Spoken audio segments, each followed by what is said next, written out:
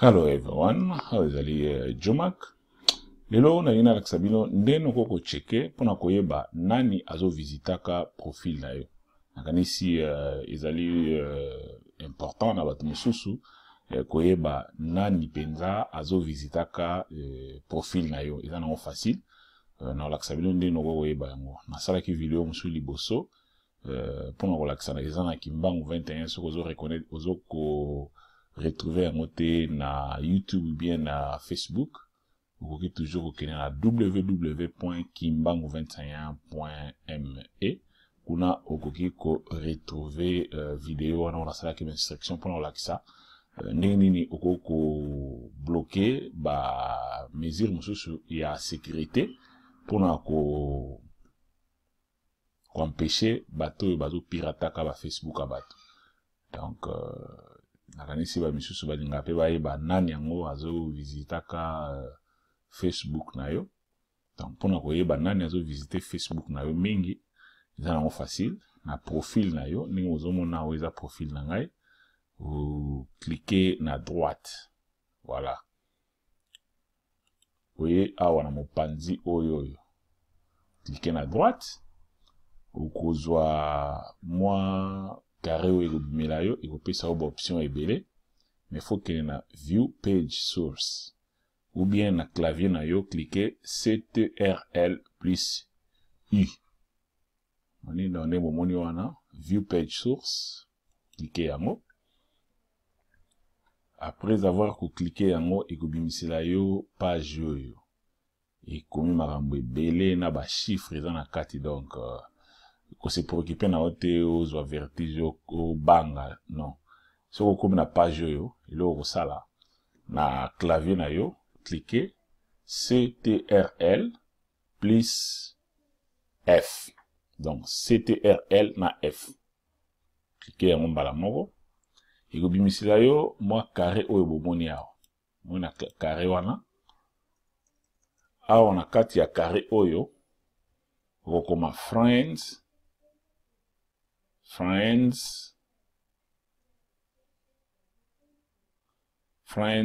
list. Moni, la misisi ya mote list. Moni.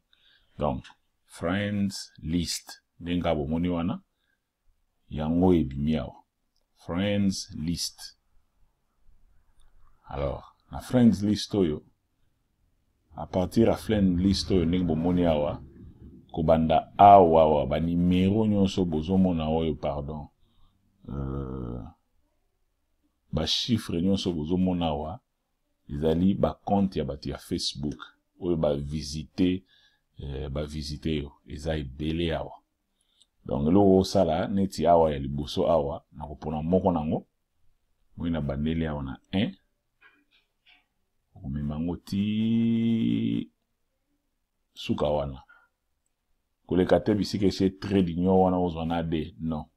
Donc sukela wana kozwa trait d'union wana te pisoko tia yango boye cliquez na droite ou copier yango sikoyo koke na Facebook na yo so ke na Facebook na yo bomona neti nga na page na ngai bomona likolo wana et place ça l'adresse ya Facebook https et puis la www.facebook.com bomona etie bar Jomak donc ou effacer Jomak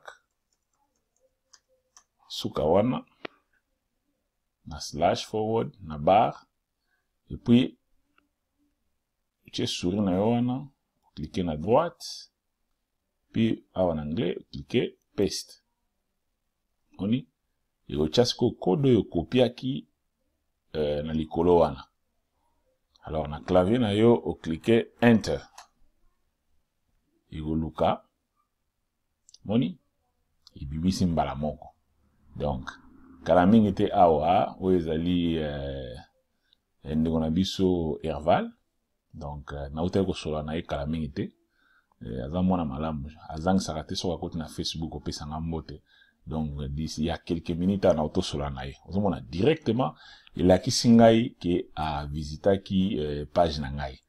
Donc Herval tozalaka na ye mingi ntango bayaki awa na Hollywood ndenge ozomona bango botokangamaki ba photo donc tozalaki bien na bango donc chaque fois soki akoti aza Kinshasa donc chaque fois soki akoti na Facebook azanga te kopesa nga mbote donc aza vraiment mwana moko malamu ya OSK kuna na Kinshasa donc wana ezali ndenge nini okoko cheke nani yango azo visiter Facebook na yo nakanisi mingi tango osala kango peut-être ozokota na page ya mutu ozokanisa bazoyeba yo te bayebi moyen ezali ya koyeba nani yango azo visitaka page na yo ya Facebook nakanisi mingi bokozala nango besoin mingi pe peut-être eza nango important te baoyo balimba yeba ndenge okoko bloquer ba option mingi pona ko empêcher mutu akota na page na yo akota na profil na yo bien akota na Facebook na yo a pirater yango ndenge tozomona batebele bazotiela bango bloc mabe na kata ba Facebook na bango